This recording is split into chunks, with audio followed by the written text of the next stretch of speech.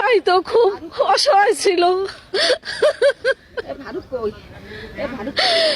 ভাতের অভাবে আছে, তারা কিভাবে হত্যা করছে।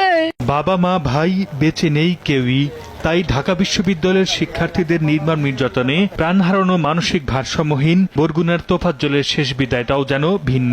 আমার ভাইপো ওর মতন এইরকমের ছেলে এলাকায় নাই, এইভাবে মানুষ মারে দেখার মতো না। 8 বছর আগে বাবা, 5 বছর আগে মা এবং 1 বছর আগে একমাত্র ভাইকে হারান তোফাজ্জল। পরিবারের সবাইকে হারিয়ে মানসিক ভারসাম্য হারানো তোফাজ্জল ছিলেন ভবঘুরে।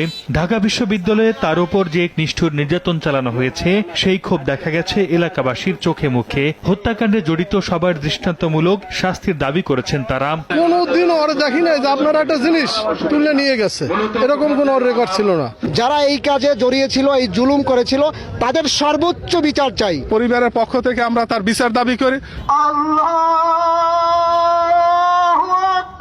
শনিবার সকালে জানাজা শেষে বাবা মা আর একমাত্র ভাইয়ের কবরের পাশে দাফন করা হয়েছে তোফাজ্জলকে।